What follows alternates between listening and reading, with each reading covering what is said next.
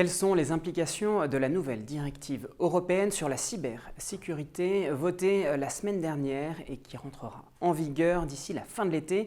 C'est ce dont nous allons parler dans ce nouveau numéro de L'Extalk en compagnie de Georgie Courtois, associé de De Gaulle Florence et associé, et de Jean-Sébastien Mariez, avocat au sein de ce même cabinet.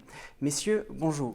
Bonjour. Alors, cette directive qualifiée de Nice pour Network and Information Security a pour objectif de stimuler la coopération entre les autorités de lutte contre la cybercriminalité et notamment, cela crée des implications pour les entreprises en termes d'obligations de notification. Georgie Courtois.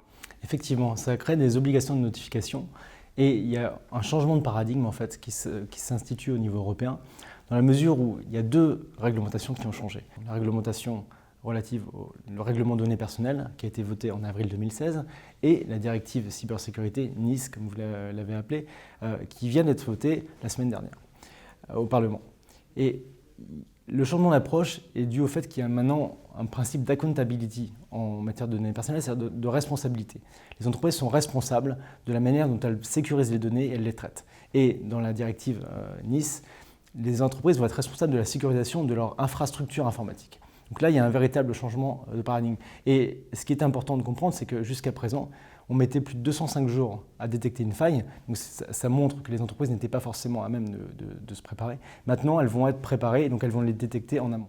Alors, c'est aussi un enjeu financier pour ces entreprises, puisqu'en regard de ces obligations, il y aura des sanctions. Effectivement, notamment dans le règlement de données personnelles, on peut aller jusqu'à 4% du chiffre d'affaires mondial de la société pour le responsable de traitement si jamais il n'a pas notifié ou si jamais il n'a pas respecté les obligations de ce règlement. Alors Jean-Sébastien Mariez, est-ce vraiment nouveau? Parce que finalement, dans la législation française, il existait déjà ce type d'obligation pour un certain nombre d'entreprises. Complètement, c'est relativement nouveau puisque des obligations similaires existent d'ores et déjà pour une population limitée, certes, une population critique d'entreprises, mais elles existent quand même.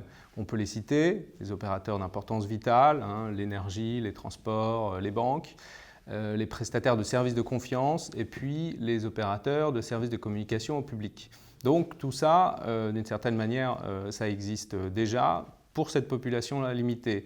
Et ce qui est intéressant de voir, c'est qu'on a aussi déjà une petite impression de la manière dont il faut répondre à ces notifications, à ces obligations de notification, puisque l'année dernière, la CNIL a eu l'occasion de se pencher sur la conformité d'une notification réalisée par un opérateur de communication au public, en l'occurrence, qui malheureusement a été sanctionné pour non-respect de son obligation de sécurité des données personnelles, puisque en l'occurrence, c'était de ça dont il s'agissait.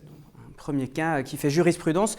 Georgie Courtois, demain, justement, avec cette nouvelle réglementation, les fournisseurs de services numériques seront également concernés. Exactement. Les fournisseurs de services numériques qu'on peut citer, c'est les moteurs de recherche, les plateformes de commerce en ligne et les services de cloud computing. Donc ces fournisseurs de services vont être obligés de sécuriser leur infrastructure et de notifier éventuellement une faille de sécurité lorsqu'il y en aura une. Donc ça, c'est du côté de la directive. Encore une fois, de l'autre côté, le pendant qui est le règlement de données personnelles. Maintenant, les obligations de notification sont étendues à l'ensemble des acteurs, c'est l'ensemble des responsables de traitement. C'est-à-dire que tout un chacun, même les PME, n'importe quelle entreprise, devra notifier une faille de sécurité si jamais il y a une fuite dans les données personnelles.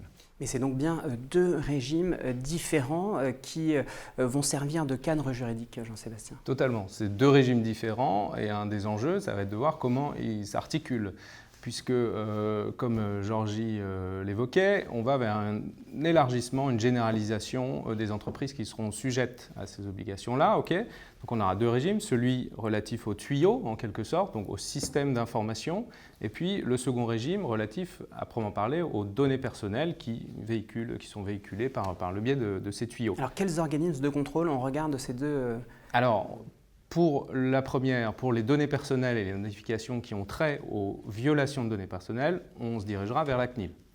Pour ce qui est des incidents de sécurité qui touchent au système, là, très probablement, on va se diriger vers l'ANSSI, l'Agence nationale pour la sécurité des systèmes d'information.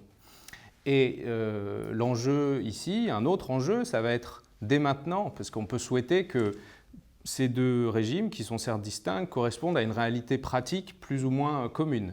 Donc l'enjeu, c'est d'initier dès maintenant, ou plutôt, un dialogue avec ces deux autorités pour préciser les modalités de notification, justement. Les délais, la nature des données, le contenu de la notification, etc. etc.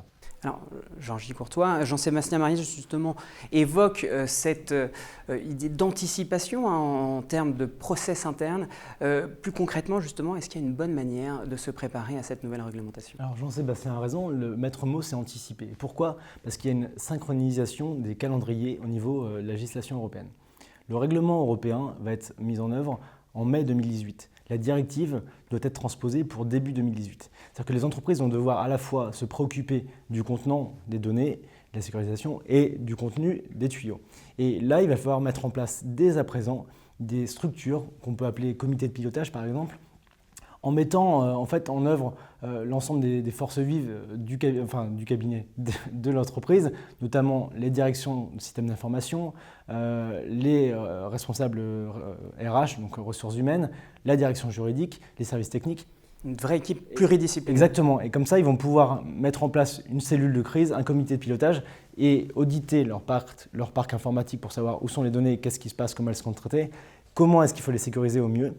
Et le but final, c'est que tout soit sécurisé afin d'éviter les sanctions dont on parlait tout à l'heure, et notamment lorsqu'on va mettre en place des assurances cybersécurité, c'est des produits qui sont de plus en plus proposés, qu'ils puissent être remboursés en cas d'atteinte à leur système d'information parce qu'ils auront respecté ces polices d'assurance. Eh bien, merci beaucoup messieurs pour cet éclairage et on se retrouve dans un mois pour un nouveau numéro de Lextalk. Merci. Merci.